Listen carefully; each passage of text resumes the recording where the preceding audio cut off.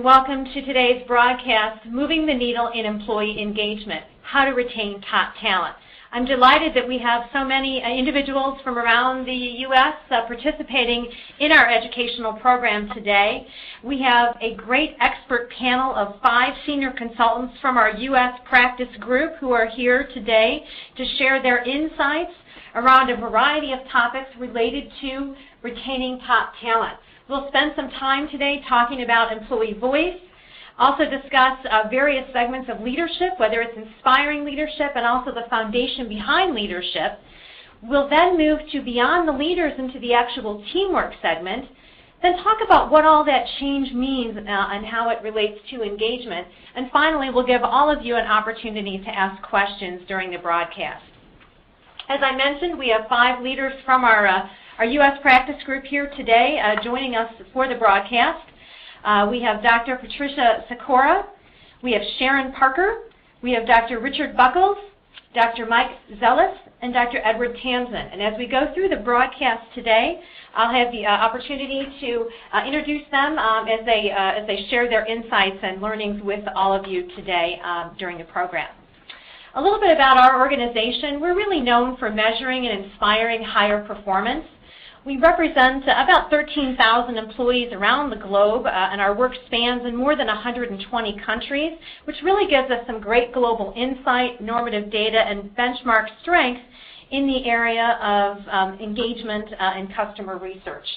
I'm going to kick off the broadcast today with our first presenter, and that's Dr. Pat Sikora, who is really going to spend some time talking about the fundamental elements around employee engagement and sharing insights around voice. Thank you so much, Christy. I really appreciate the opportunity to join you all today. In the traditional or industrial models of management that we perhaps all grew up with, a primary role of leaders and managers was to tell people what had to be done. This top-down approach was authoritative, directive, and sometimes dictatorial to get hands and feet moving in the right direction at the right speed. The information age requires that we shift our thinking from this directing traffic model of management to one where we engage heads and hearts to ensure innovation and creative response to the demands of a rapidly changing global environment. Research shows that employee voice is an important driver of employee engagement. Research also shows that voice is linked to positive organizational outcomes. First, voice benefits decision-making, particularly under conditions of uncertainty or ambiguity, which is pretty much the norm for most of us these days. An organization that fosters diversity in opinion and welcomes challenges to what is can be more adaptive, innovative, and responsive to external pressures and opportunities. Voice has also been shown to be critical in preventing and detecting errors. One only needs to recall the tragedy of the Challenger disaster to appreciate the potential huge impact that speaking up can have both within the organization and for society at large. Dollars and lives could have been saved if voice had been active. If you're doing all the talking, you only learn what you already know. None of us has the capacity to know everything we need to know about what's going on around us, much less why it is happening. As leaders get farther from the front lines, they are less able to stay in touch with the day-to-day realities of what's going on. Small problems and opportunities are harder to keep on their radar. Voice prevents explosions and implosions. Our work at TNS suggests that employee voice is linked with high performance. For example, in the TNS normative data, we see that high-performance organizations are consistently higher than other firms in ratings that tap employee voice. For example, employees in high-performing organizations are more likely to report that their supervisor listens to their ideas and concerns, that their supervisor involves them in solving problems related to their group. They feel more encouraged to come up with new and better ways of doing things, and they report that sufficient effort is made to get the opinions and thinking of people who work there. TNS data then suggests that cultivating employee voice has a positive impact in the organization, but how do we know it when we see it? Or more to the point, how do we know it when we hear it? Voice has been studied for decades from a variety of angles. Elizabeth Morrison, who is a professor at the Stern School of Business at New York University, sifted through mounds of literature from various disciplines and distilled down the dozens of definitions and descriptions of voice to this: the discretionary communication of ideas, suggestions, concerns, or opinions about work-related issues with the intent to improve organizational or unit functioning. There's a lot packed in that definition. Let's pull it apart a little bit.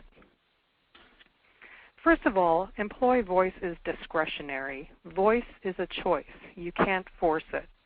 And it's over and above what is expected. It's not usually part of someone's job description. It's also constructive in its intent. Even if it comes out as criticism or a seemingly negative comment, it is fundamentally pro-social, proactive behavior. It's not just whining or venting. It's intended to make something positive happen or improve conditions. It truly is positive energy. It's also wide-ranging in its form. It can be in the form of new ideas, new methods, identification of new markets, or it can come in the form of complaints, criticism, or concerns. It also fundamentally is about us. We're talking about we motives. This is about making a positive difference for the collective, the unit, the company, not just me. The employee wants the organization to be better off, not just themselves. One of the key dimensions of voice is that it is against the grain. It's fundamentally challenging the status quo. It really is an act of caring and courage from both employee and manager. The employee has to care enough to pay attention to what's going on and take the time to frame and articulate their concerns. They have to be courageous enough to speak up when all seems well, or there may be a pet project that's moving forward at breakneck speed. A manager has to care enough to listen. This is really a manifestation of trust and mutual respect. It also takes courage from the manager to listen to criticism without putting up emotional or cognitive barriers, and a humility that says, I don't know the answers. So in many respects, voice is a sign of organizational relational health, the interaction or dialogue that requires an open and healthy connection between senders and receivers. So how do we encourage voice? We have many formal mechanisms that we can put into place, things like suggestion programs, surveys, and forums, and these are important because they send an overt message that the organization is willing to listen. But while formal mechanisms are important, these structures are not sufficient. The informal context or corporate culture has a far more powerful impact on employee behavior. In some organizations, there are powerful norms or unspoken rules about speaking up. Stories or beliefs about what happens to people who speak up. Did the last 4 people who speak up get demoted? Did they get ostracized from meetings?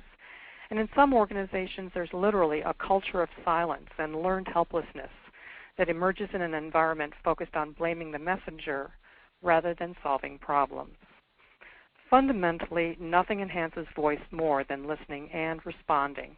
Responding with acknowledgement of what was said, evidence that it was considered in decisions, how it was or was not ultimately incorporated into change, and why. Many organizations may have what I think of as a black hole of input. There's lots of requests for feedback, lots of requests for suggestions, but the feedback seems to disappear somewhere up there in the corner office, and employees may rarely see any evidence that they were heard. So this becomes a symbolic effort that backfires. Employees perceive it as a waste of time because no one really listens. So how do we measure voice? Voice can be measured directly in surveys with questions that focus on explicit behaviors, such as sufficient effort being made to get employee opinion, senior leaders responding to employee concerns, and being comfortable about talking to a supervisor about errors or problems. We have to remember that voice is two-way, so both sides of the conversation have to be accounted for if we're going to measure voice. We can also measure contextual factors or the indirect factors that support or inhibit voice. Respect is the fundamental dimension here. If employees do not respect it, they will likely not feel that their comments are respected. If they're not feeling cared for or valued by leaders, they wonder if you care enough to listen to me. Participation rates in your survey can also be an indirect indicator of voice. If your participation rates are low or going down, why is that? Are people afraid of reprimand? Are they concerned about confidentiality? Are they feeling apathetic? Limited participation in these formal mechanisms can indicate lack of trust or lack of caring or both. And a bit of conflict is actually a pretty good sign. Voices of frustration and anger are ironically a reflection of caring. Our customers, colleagues, and company mean enough to me that I feel upset when the best possible things aren't happening. This energy can be channeled, leveraged, and used for improvement. There is no energy in apathy. I bother is the antithesis of engagement. So silence is not golden. If you're not hearing the voice of your employee, you're missing out on their insights, creativity, energy, and you may be headed for disaster. So a couple quick actions for you to think of. First of all, listen. Are you doing all the talking? Are your managers and supervisors doing all the talking? Can you and or leaders in your organization stay quiet in a meeting and listen to new ideas rather than immediately defending your position? And secondly, observe what's going on. Become your own ethnographer in your organization for a week. Pay attention. How is voice being encouraged or unintentionally stifled? Who is using humor to shut down conversations? Are employees being treated as children to be seen but not heard? Be aware of what's going on, because awareness is the first step towards change. Thanks, Pat, for sharing the important insights about voice and how to encourage voice in our HR measurement programs. Our next panelist is Dr. Edward Tamsin, who will share how inspirational leadership not only engages but inspires the workforce. Welcome to today's broadcast. Thank you, Christy, and thank you, Pat. The very first slide that all of you can see really illustrates what it means to be an engaging and inspiring leader. And it's certainly an ongoing challenge for all of us on the phone and all of us in daily personal and professional life. What this really represents, it really starts with ourselves. We navigate our own course in life, both personally and professionally. And what I want to share with you today is some of those areas in terms of inspirational leadership on an individual basis, a team basis, and an organizational basis, with the overriding and essential ingredient that when we are engaged, when we are involved in working with inspirational leaders and our own inspiring leadership, we develop what we call productive energy. And if we can move to the next slide, we'll talk about that.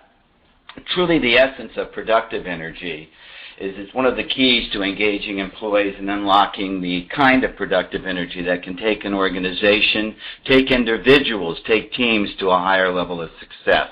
And inspiring leadership is one of the key drivers for that. I want to point out that inspiring leaders aren't just in the corner office, as Pat was bringing up, but that inspiring leaders are coworkers, colleagues, just the variety of people we work with every day, including even our customers. So they can be at all levels of an organization. The key is when we're working and involved in a culture where inspiration is part of leadership and working together, we will exhibit the kinds of areas that productive energy really formulate how we perform. Basically, it's looking at to go the extra mile, to move the organization, move our team, move ourselves forward. So it's a process wherein inspiring leadership enhances engagement. All of us are very familiar with employee engagement, which creates productive energy in terms of really high-performance individuals, teams, and so forth. And so today, as we look at that, you can see, all of you in your own experience, we've far gone beyond command and control forms of leadership to inspiration, collaboration, and support. And that senior leaders, managers, co-workers, and again, as I mentioned, even customers can be sources of that kind of inspiration and encouragement for everyone. And let's look at the specifics in the next slide. As you see in this quadrant of inspiring leadership in terms of an ongoing quest for excellence, we have a number of key ingredients. All of you have seen many competency matrices for leadership, and certainly these are some of the key areas you'll see in nearly all of them. One being a leader must first and foremost be trustworthy, have high emotional intelligence, positive attitude, coaching skills, strategic skills, innovation, collaboration, communication, and certainly get things done through implementation. So really when we look at inspiring leadership and measuring inspire leadership and our practical application of such, the findings support these essentials. And it's an ongoing challenge, as I mentioned, for all of us to strive to be better in each of these dimensions. And let's discuss two of these specifically. On the next slide, you'll see that what we've highlighted is the key ingredients for all relationships, and in particular, in leadership-based types relationship, and that is the issue of being trustworthy and high emotional intelligence, or as all of us know, EQ. As you know, trustworthiness is the foundation for all relationships. It's a must-have. If leaders do not exhibit and have that trustworthy quality in terms of their values and ethics, everything else falls short. In terms of walking the talk, it takes time to develop, and as you all know, it takes an instant to terminate. It's an ongoing process, and there is no finish line. To be trustworthy is the key ingredient for all relationships, and in particular, inspiring leadership. High IQ, high EQ in this case, are two common areas that need to happen all the time.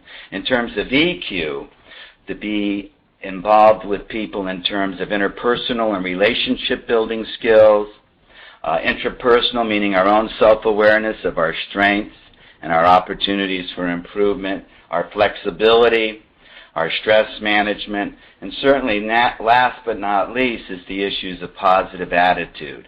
The glass truly is half full, and inspiring leaders who exhibit a high EQ along with trustworthiness form the basis for all the other attitudes to move forward in skills, coaching, communication, and so on. And I'd like to take you to the next slide in terms of what's the impact of inspiring leadership. Well, certainly we know that engagement creates productive energy. It helps move the engagement needle. And essentially productive employee energy, those areas in terms of the impact of inspiring leadership, really shows us that those employees, all of us, who have that type of productive energy and that type of passion for our work, we show that in the way we deal with customers. We have an internal desire to bring extra effort to the job. It's intrinsic to us. A drive to do the job the first time, to be the best, to be creative, to stick with an issue, resiliency, and certainly, as all of us have experienced, it's contagious. When you're in a positive atmosphere, when there is inspiring leadership and colleagues, we all perform and motivate each other to move forward. And certainly employees with productive energy, teams, individuals create high-performing organizations. And again, the sources of that inspiration can be the job, the work itself, coworkers, leaders, and customers. In terms of some practical research I wanted to share with you on the next slide, you can see when we look at areas where we compare high-performing organizations versus low-performing organizations, we see some significant difference. An item we often include on many of our engagement surveys. I think management will take action based on the survey results from this survey. You see the difference at 65% for high-performing organizations favorability versus 39% for low-performing, with a difference of 26%. Clearly, high-performance organizations will take action based on results from surveys and other feedback mechanisms. Also, I have confidence in the leadership ability of senior management. Again, we see a high difference, plus 32%, between high-performance organization versus low-performing organizations. So the research clearly shows in this and many other areas where the differences are quite significant. On the next slide, when more specifically, we can look at areas in terms of leadership behaviors in terms of immediate supervisor. My supervisor cares about me as an individual. My supervisor does a good job of coaching and guiding me.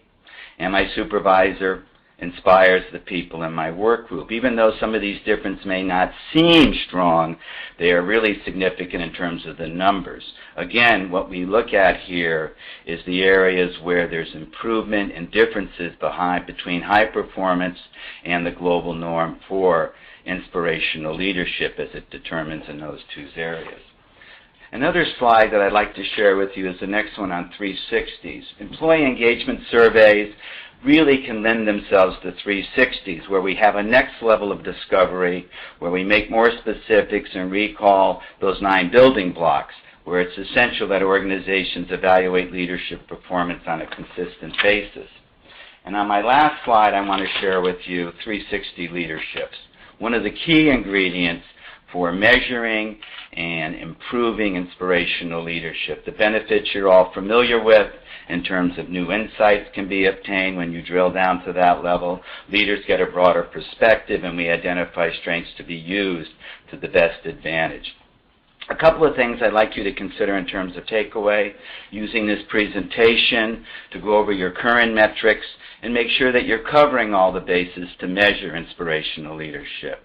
And 2, one of the things you might consider as you begin to formulate and develop inspirational leadership at a higher level in your organization is to conduct employee focus groups, where you ask the members in a very personal and professional way who's been most inspirational in their life, what he or she did for them, and certainly the impact on you. When we can personalize inspirational leadership, we know what it is on a heartfelt level, and we'll also know what it is in terms of the behavior at work.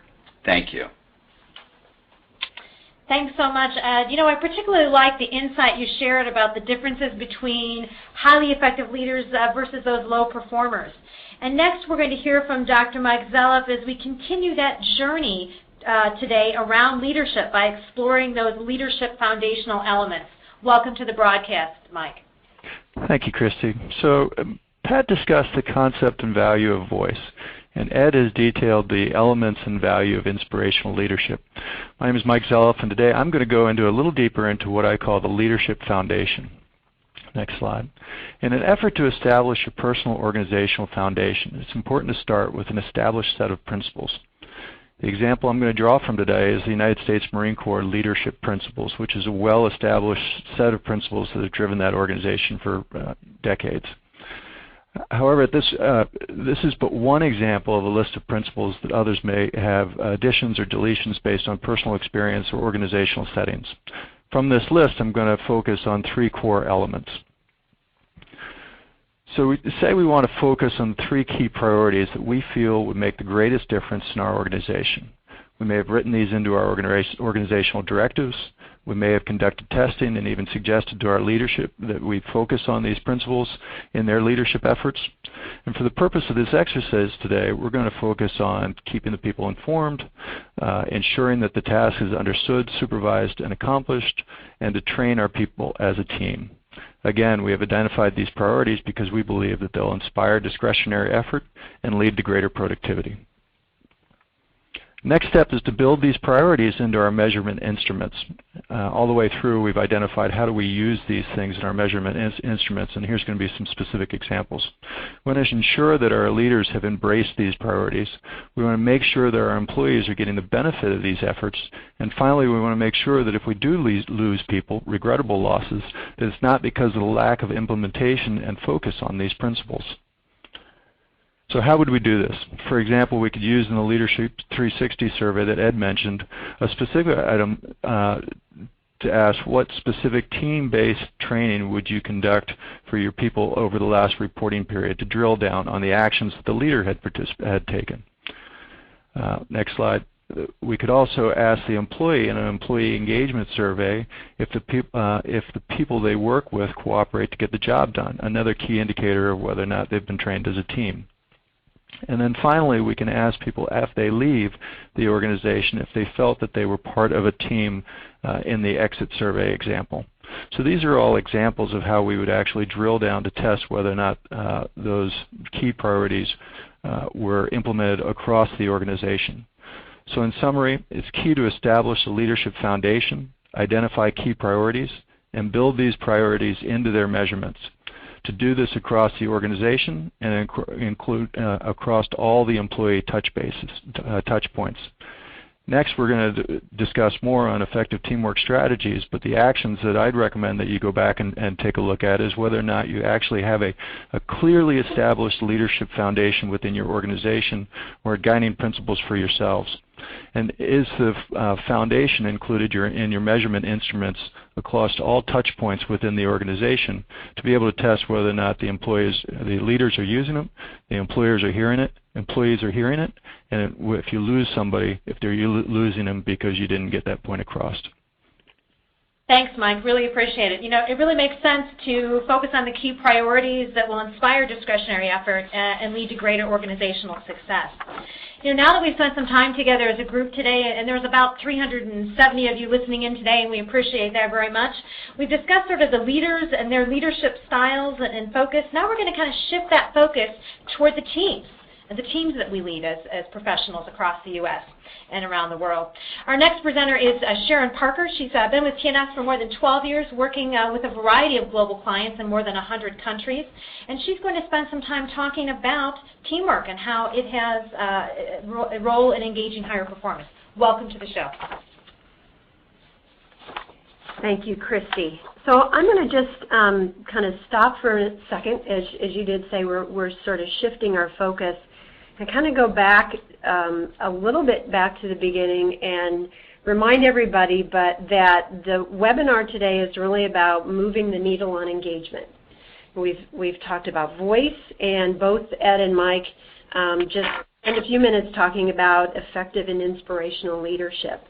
And you know, one of the key components or competencies of effective leadership is really the ability to create and build effective teams. And Ed, I'm actually going to add another building block onto that wonderful competency model that you just showed a few minutes ago for an inspirational leader, and we're going to add to that really nice model. So whether you lead a group of 5 or a group of 500, it's really your responsibility to take the steps required to engage your team members, to motivate, create that positive energy that inspires people to do their work, and create alignment between team members' work and the organizational goals and objectives. And really when we do this, it helps employees feel like they are contributing to the success of the organization. Engaging team members creates cooperation and collaboration that drives high performance and innovation.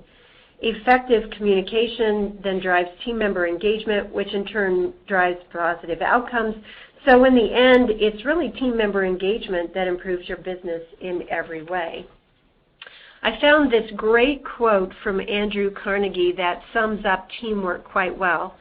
It says, "Teamwork is the ability to work together toward a common vision. It is the ability to direct individual accomplishments toward organizational objectives. It is the fuel that allows common people to attain uncommon results." At TNS, we understand that effective teams work together to accomplish goals and objectives. For more than 20 years, we have studied high-performing organizations and have identified a number of factors that distinguish high-performing work groups or teams from others. These factors are capabilities, effort, accountability, cooperation, and work or workload. And each of these factors significantly impacts overall team performance. For example, high-performing teams scored 17 percentage points higher than other teams on that capabilities factor, and that includes having the resources, personnel, etc. to do quality work. Now, this might be due to better selection processes or the ability to attract, hire, and retain better talent. It may also be due to better understanding of what just needs to get done, therefore better utilization of the resources available to them, or all of the above. And whatever the reason, higher performing teams are more capable. Another area that high performing teams outperform others is in the area of effort or extra effort. High performing teams seem to go above and beyond more than other work groups. It's that discretionary effort as well. So how can you as leaders improve team capabilities, drive accountability, and increase effort? Here are some things you can do as leaders to engage your team and drive toward higher team member engagement. Number 1, talk with your team. Communication is key. Pat has already discussed the importance of voice and provided us with great ways to improve voice and how to be caring and courageous. Number 2, get to know your team. Even though we're all on a team, each person is an individual. Get to know each person and what each person needs from a growth and development perspective, how they want to be recognized, how they want to be developed, and what makes each person unique. Number 3, make time for your team. I often hear managers say that they have an open door policy, but then they're never available for their team members because they're too busy in meetings or they're never in their office. Sometimes you just have to schedule time to meet with your team members and be deliberate about spending time with each person. Number 4, promote fun at work. I know it's called work, but it still should be fun. Find ways to engage each person and put the fun in work. Number 5, actively support your team. Inspiring leaders are their team members' biggest advocates. Number 6, provide the tools and resources they need. As you saw on one of the previous slides, high-performing teams do a better job of using their tools and resources. As leaders, our job is to find out what resources our team members need so they can do their jobs more effectively. And lastly, be flexible. This sometimes is really very difficult. You know when you work with others that things don't always go as you plan because people have different ideas, different work styles, different methods. Being flexible means you have the opportunity to collaborate with all team members. As a leader, part of your job is to understand what motivates and energizes each team member. And in today's work environment where team members come from multiple generations, that may mean different things to different people. Each generation brings a unique perspective, just as each employee brings their own unique style and a set of experiences. Leading a team of employees from different generations can be a rewarding and at times challenging experience. So managing across generations is important to create a collaborative and productive team. Here are a few things you can do as a leader to engage multiple multi-generational team members. There are quite a few ideas on the list, so I'm just going to highlight a couple this afternoon. For traditionalists, rehire them as coaches or mentors. These are individuals who have a lot of experience and knowledge, who may not want to work full-time but still want to contribute and feel valued. For baby boomers, find a few individuals who are very good with technology, someone who catches on very quickly. Sometimes we call these individuals early adopters. The early adopters can then become teachers or trainers of other baby boomers or other traditionalists who may be struggling to learn new technologies, which, by the way, aren't going away. But they may harbor resistance to younger employees who are trying to teach them, as they would term the know-it-alls. Baby boomers may learn more effectively from someone who are just like them. For Gen Xers, provide more flexible hours whenever possible. This group really values flexibility and autonomy as long as the work gets done. And lastly, for millennials, allow more time for socialization and communication via searchable social networks and interactive gaming styles. Don't ask them to put down the cell phones, close Facebook, etc., but use those tools to actually increase their productivity. This is a new term that I've recently heard. It's called gamification, which means taking current processes and making them more interactive, almost turning them into games, making them more fun for employees. One last thought I'm going to leave with you, which I thought was very appropriate. It just simply says, wearing the same shirt doesn't make you a team. Thanks so much, Sharon. You know, I really like the tips you shared with our listeners on how to improve team member engagement, especially across this wide variety of generations we deal with in the workplace. Our final speaker for today is Dr. Richard Buckles, and he is going to spend some time today talking a little bit about the change process and how the engagement relates to bringing about positive change in an organization. Welcome, Dick. Thanks very much, Christy, and welcome all. Wow, some great ideas. You know, one of the questions that we hear consistently from clients, especially senior managers, is, well, okay, now what? What do we do with all of this data? So to move the needle, at some point we have to initiate change. We have to actually take some action on what we've measured. So let me spend a few minutes on that. Can you advance that, please? A lot of organizations define engagement as commitment, or being committed to someone or something in the organization, working hard, staying a long time as a result of that commitment. But at TNS, we recognize that engagement has more to do with unleashing energy, especially productive energy that motivates others, as Ed has pointed out earlier. Advance, please. Part of moving the needle means understanding how engagement relates to bringing about change. These are some of the kind of what I like to call what so, or so what, and what now questions. Now, first of all, we want to understand how engagement relates to organizational success, and then the implications for both organizational and individual change. We also want to know how to apply some of the fundamental principles and practices of change and engagement that then lead to organizational success. And finally, we want to prepare the organization and the individual for taking action. Advance, please. Thank you. So how does this relate to the notion of change?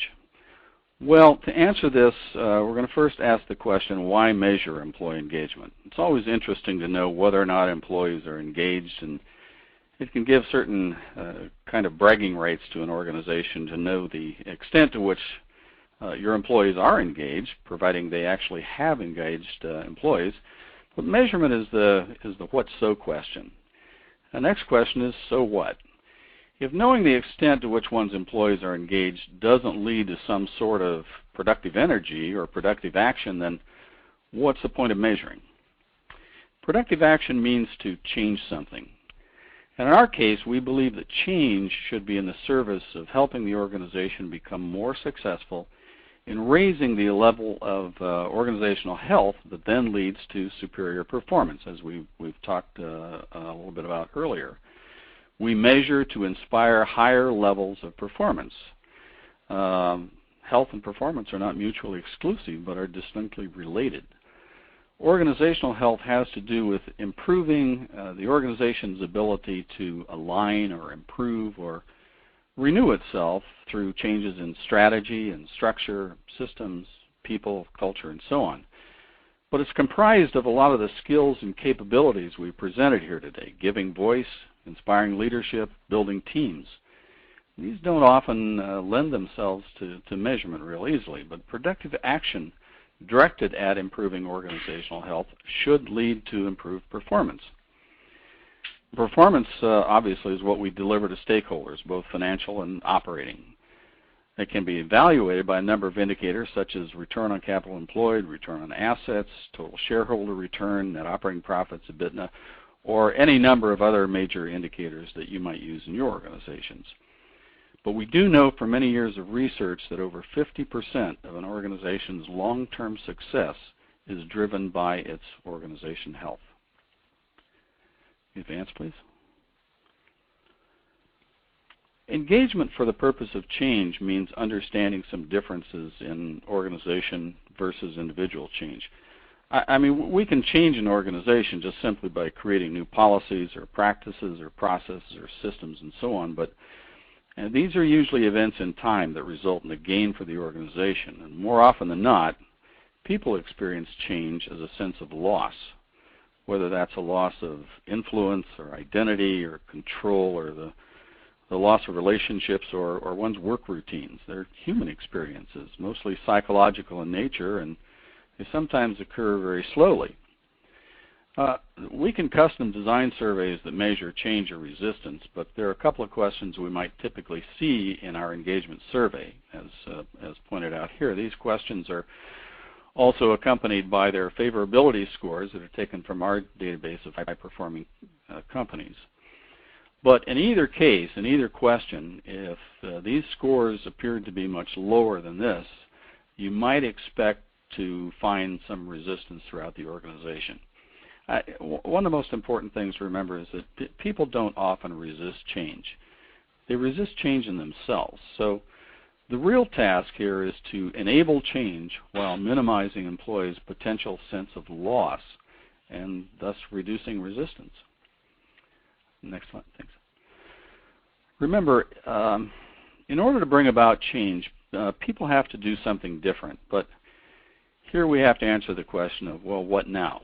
The truth is most people don't like change very much, and they like it even less when it's forced on them. But if a person senses that they can somehow have an impact on the organization or on the change they're experiencing, then they're much more likely to willingly engage. So enabling change means helping people understand how to have an impact on the organization. This requires changes in both the organization and the individual. But to achieve this, we can enable people by focusing on a few key principles. And I think one of the most fundamental principles, and one of the most important principles of change is that people support what they help create. Implementing practices that involve people, much as we've discussed today, can lead to the release of productive energy, which can result in improved levels of engagement, optimum organizational health, superior performance, and greater retention of key employees. There are a lot of other principles involved in change. Here are a few of them. It certainly doesn't exhaust them all, but a few that we like. The first is equifinality. Well, it's a funny little word, and it's taken from systems theory, but it's a very powerful concept. And basically what it means is that a given end state can be reached by many potential means, that there is a direct cause and effect relationship between initial conditions and the end result. Give people an end state, a goal, and give them the information that they need to reach that goal, in this case your survey results. Involve and engage them in working to solve the problems related to achieving that goal, and they're going to achieve it.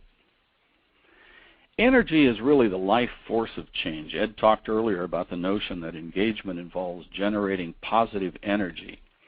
You know, it's very difficult to push people into changing, but they can be pulled if you use the right energy releasing methods. One way to release that energy is by helping them to give voice to issues that affect them, as Pat spoke about earlier. Another is to use the benefit of teams to help in problem solving, as Sharon spoke so well about. Teresa Amabile is a psychologist at Harvard. She recently wrote a book that she called The Progress Principle. The Progress Principle is about the value of small wins that occur during the course of the workday. It's the idea that when people feel better about their work, they're more happily engaged. And leaders can facilitate these small wins on a daily basis by removing obstacles, providing help and assistance, and acknowledging employees' efforts. Ed and Mike touched on this earlier when they spoke about the value of inspirational leaders helping to remove barriers and roadblocks to achievement. Now, there are also a number of levers that can be pulled to release positive energy. Some that we've spoken about are to give people a voice, let teams solve problems, and improve systems.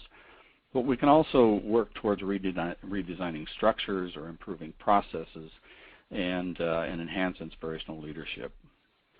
Finally, we want to make sure that people get the proper feedback on their performance so they can make adjustments. And then we have to recognize and reward them for those improvements. These are ultimately going to improve the health and performance of the organization. Next slide, please. Finally, change in the organization can only come about by taking actions that are the direct result of what we're measuring. Now, TNS has a variety of action planning tools to help you with this. But a couple of things that we recommend are to structure focus groups or problem-solving teams and initiate an engagement conversation. A lot of questions can be asked here, but some that we've found are useful are, what is it we're trying to accomplish? Why is it important to me? How are we going to work differently? What are the barriers that stand in our way, and how will we remove them? And how are we going to monitor, measure, and reinforce the change? Another technique that we use is called the 4 walls. When you look at a problem from the standpoint of what is our current state, and then what's the future state that we want, what are some of the challenges that are associated with that future state, and what actions need to be taken in order to move the needle forward. You know, again, as Mike's presentation so eloquently pointed out, these are the foundational tools of voice, leadership, teams, and change that will help you answer the question, how do we move the needle forward? Thank you. Thanks so much, Dick. Really appreciate it. You know, I'm sitting here reflecting on your comments about change and that we really have to do things differently in order to impact both positive individual and organizational change for the teams that we lead here around the world. And now it's really your turn, actually. So we've had a chance to have all of our speakers share their insights today around a variety of topics. And now it's time for us to open up the lines to let our audience members today participate in today's discussion around employee engagement and moving the needle forward. And so it's time to share some questions with our panelists. So if you have not had a chance yet to type your questions, please do so now. Go ahead via the Q&A panel or the chat panel, whichever is convenient for you. And please let us know the questions that you'd like to ask our panelists today. I'm going to go ahead and kick that off with the first few questions that have been coming in throughout today's broadcast. And this is, how is voice any different than participation or input? Isn't it all the same? Well, they're sort of like different flavors of ice cream to a certain degree, but there is the key difference with voice is that it's, first of all, bidirectional. There is a listening component as well as a speaking component, and the idea that it is definitely to challenge the status quo. It is to talk about what needs to change. Participation is often something that's highly structured by the organization, that we have this project that we've already defined what it's going to be, what the parameters are, what your role is going to be. Come on in and do this task that we've already outlined to you. Voice is an employee saying, this doesn't seem right to me, this isn't feeling like where we should be going. I want to talk about this more. So it is a much more fundamental challenge to where are we going and why, as opposed to just passively participating in something that's already been preordained. So that's one of the main differences. That's great. Thanks so much, Pat. And I'm hoping everyone is back online with us. I'm going to toss this next question over to Sharon again. Sharon, this is around the issue of generations. You know, managing across generations seems like, gosh, a heck of a lot of work. You know, what can we do to just manage? Can't we just use one style and hope for the best? Well, managing across generations is a lot of work, and if any of you have more than one child in your family, you know that sometimes you have to be, manage your children a little bit differently, because managing in one way or parenting in one way doesn't always work for all your children.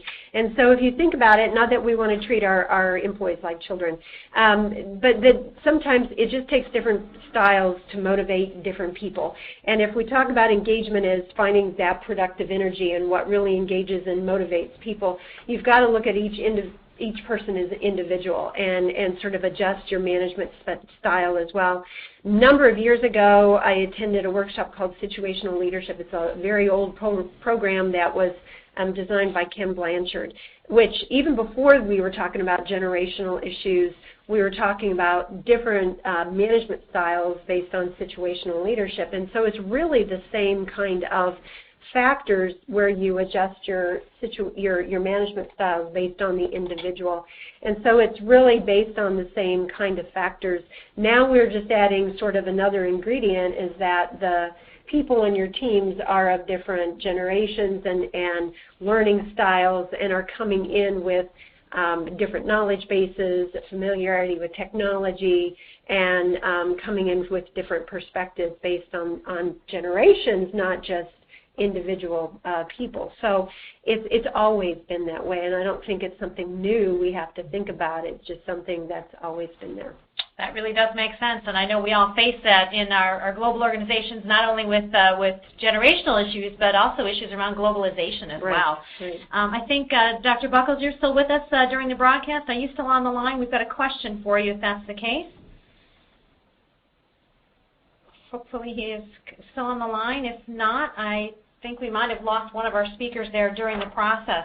I am going to go ahead and make sure that all of the questions that were asked, and there have been a number coming in through the chat and the Q&A panels, during the broadcast that we do respond to you. But most importantly, we really want to thank you for participating in the broadcast today.